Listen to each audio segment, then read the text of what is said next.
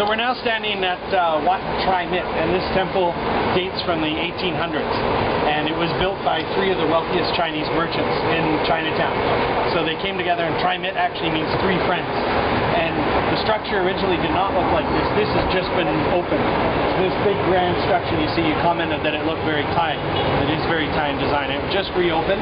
But inside, what you have, the centerpiece, is the world's largest golden Buddha. And the story goes that they didn't know there was a golden Buddha inside a concrete Buddha that dates from the 13th century from an old capital north near Chiang Mai called Sukhothai. But they moved it here, and in 1955, when they were doing a restoration of this temple, it dropped as they were moving it, and the concrete split to reveal inside a huge golden Buddha that weighs 5.5 tons. So it's actually the world's largest golden Buddha. I kind of wonder how they didn't know that something was inside that heavy. It would have been a very, very heavy one. But again, dates from the 1800s, built by three wealthy merchants, and we'll go inside for a closer inspection. Inside the new pavilion at Wat Traimit, and this is the world's largest solid gold Buddha behind me, dates from the 13th century from a kingdom called Sukhothai in northern Thailand. It was originally encased in concrete, and during a restoration in 1955 was dropped, cracked open to reveal this 5.5-ton golden Buddha that now resides in this brand new pavilion.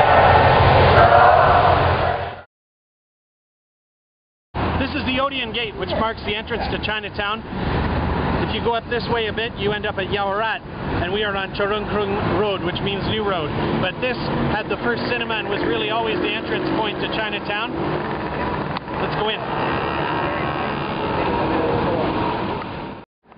This is the Tian Fu Foundation, and it's really the original hospital in Chinatown. So 5 different Chinese associations like Hakka, Hokkien, Hainanese, Tetu, all banded together because these people didn't have Thai citizenship, so they wouldn't have had access to even rudimentary health care. And they opened this, which was essentially a hospital focusing on Chinese medicine. Today it also has Western medicine, but it still serves as a center where anybody in the community can come and get medical care, both Chinese medicine or modern medicine. Tian Fu is the goddess of heaven. The statue you see inside that is supposedly guards and protects fishermen or people going out to sea.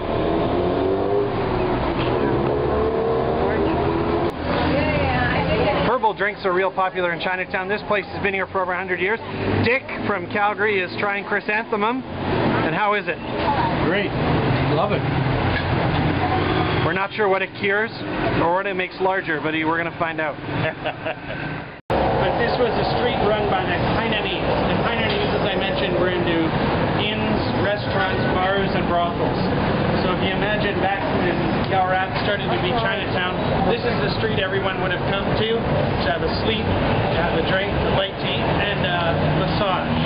And that tradition of massage continues on this street, especially at the Texas, so I have heard. So just imagine all wooden shops, narrow alleyways. There would have been a lot of drinking, traders, sailors, and entertainment.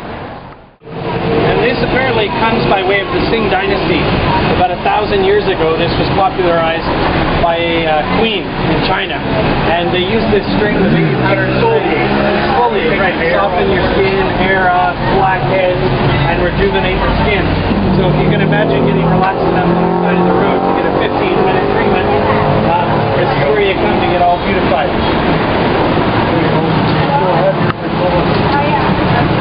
You know, in America they're starting to introduce that to women with the eyebrows. Here we are in Sampeng. This is the original trading lane in Bangkok's Chinatown. So when the Chinese first came here in 1782, this is the first lane they set up shop, and you can see it's still bustling here. Everything you buy here you have to buy wholesale. So if you buy flip-flops, usually 10 pairs, bags, Pokemons, you got to buy a lot of them, and it sure is busy.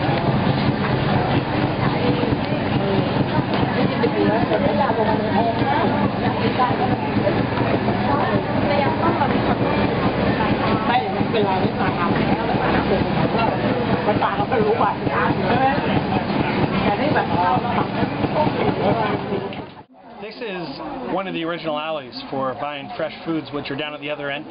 Here are things you would buy to take to Chinese temples to burn in honor of your ancestors who have passed on. Apparently there are paper iPods these days, but you'll get paper houses, paper wallets, all kinds of sorts of things.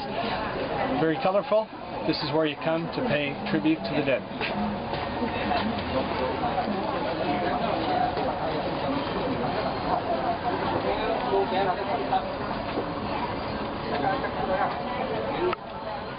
This is called the Kanakapon Temple, and it was built back in the mid-1800s by a prostitute. And the prostitute ran a lot of the brothels down on Soi Texas, who we had earlier.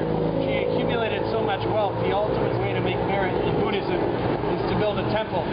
So despite all of her earnings coming from prostitution, it was still good merit for her to go on and make this temple. And she boasted about it at first, and a monk told her at the time, don't boast about it, just do it. And that monk actually went on to become the fourth king of this land. If you've ever seen The King and I, it's the main land in that.